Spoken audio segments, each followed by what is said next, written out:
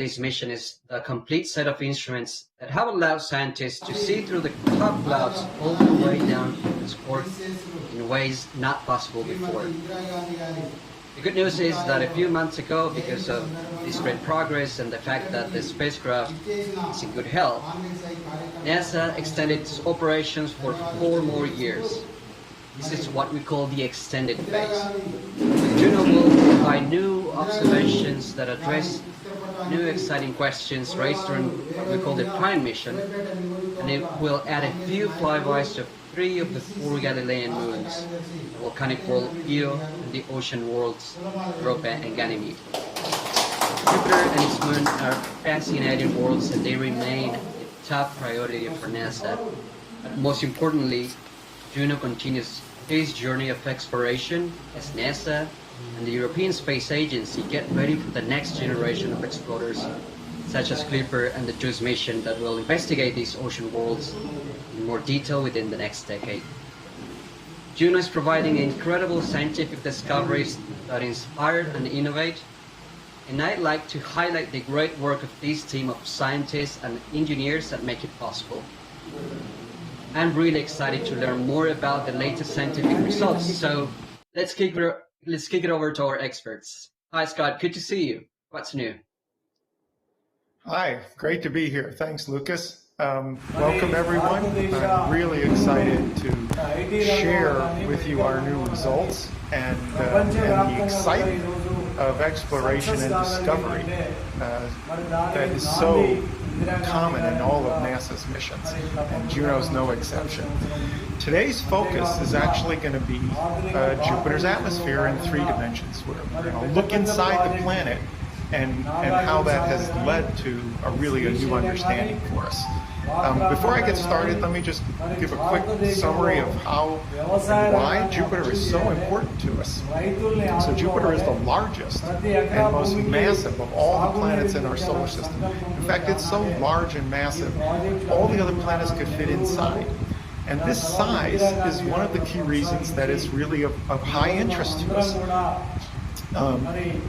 Because it's so large and massive, it's thought to have formed first. So when we study Jupiter, we're taking a look at the very early part of the solar system. How did planets form? Where did we come from? How are solar systems made in general?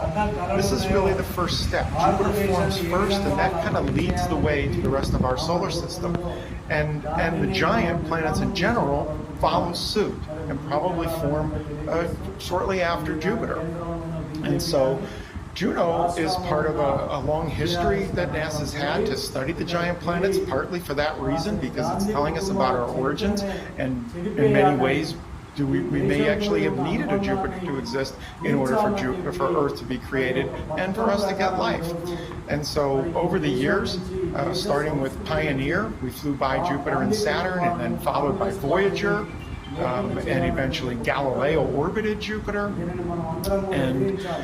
and then Cassini, which actually extended it, and we went to study Saturn in depth and went into an orbit there.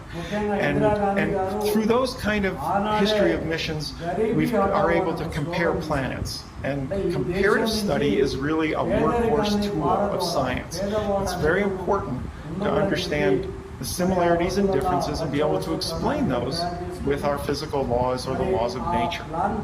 And that's going to be a theme in what you're going to hear today, because we're going to compare how Jupiter's atmosphere works to the Earth, and in some sense even when we look at Saturn. And the extension doesn't just stop in our solar system, because we're discovering giant planets elsewhere throughout the galaxy and other solar systems. And Jupiter is our example. And when we get up close, and this is the first planet we've actually been able to open up and look inside of, this is going to tell us a lot about how giant planets work throughout the galaxy. Now Juno, the name itself, actually came from Greek or Roman mythology. That was the wife and sister of Jupiter, and the mythological stories tell us how Jupiter was casting a veil of clouds around himself to hide his mischief, and Juno, his wife, was able to use her special powers to part those clouds, remove that veil of clouds, look down deep, and actually see his true nature. And in many ways, that's what our spacecraft does, and that's where the origin of the name comes from. And so what we're going to